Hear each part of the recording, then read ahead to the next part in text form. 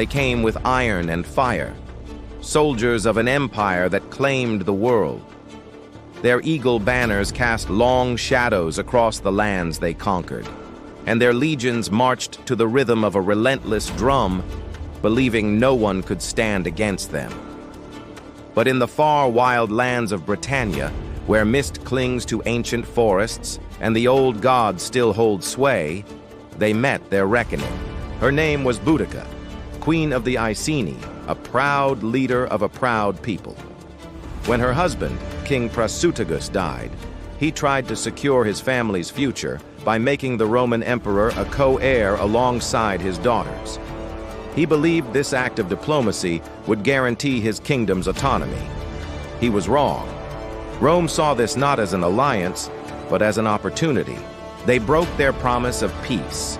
Roman officials seized the Iceni lands, plundered the royal household, and subjected the nobility to humiliation. When Boudica protested, they publicly flogged her like a common slave, and in an act of unspeakable cruelty, her 2 young daughters were violated by Roman soldiers. This was not just an attack on a family, it was an assault on the honor of a nation. As the echoes of their brutality faded, a scream of pure rage was born, a scream that would soon set the world on fire.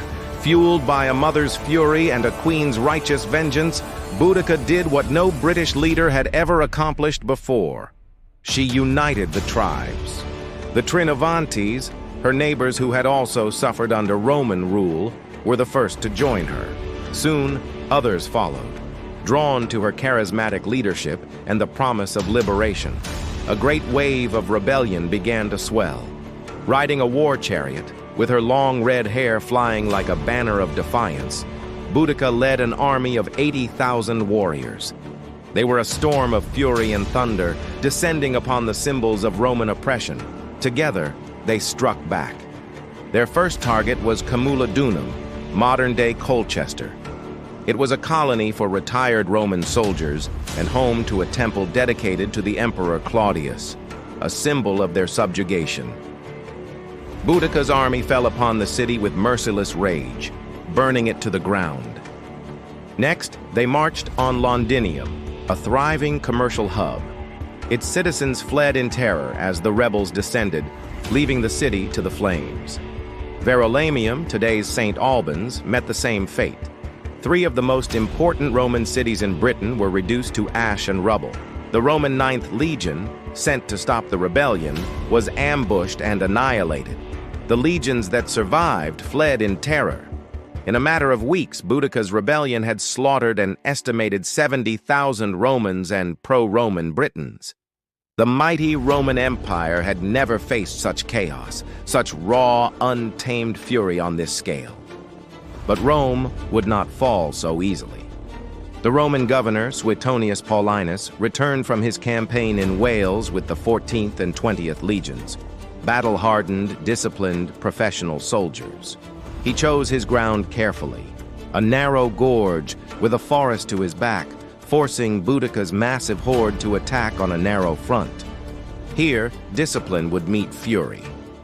The Roman legions, outnumbered nearly 10 to 1 but trained like killing machines, stood in silent, perfect formations. As the Britons charged forward in a chaotic wave, the Romans unleashed volleys of heavy javelins, shattering the rebel advance. Then they moved forward in a tight wedge formation, their short stabbing swords making terrifying work of the disorganized warriors. The tide of the battle turned.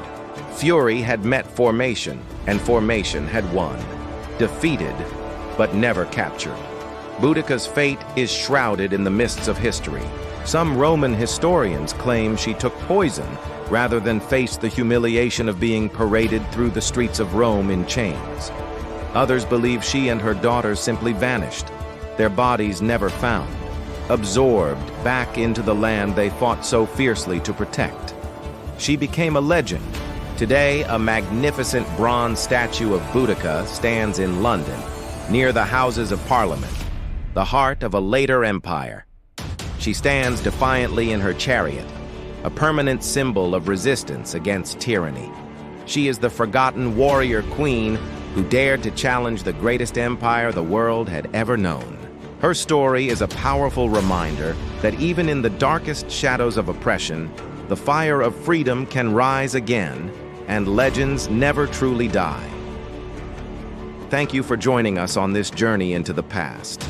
If you were captivated by the story of Boudica, make sure to like this video and subscribe to our channel for more forgotten legends of history. We'll see you next time.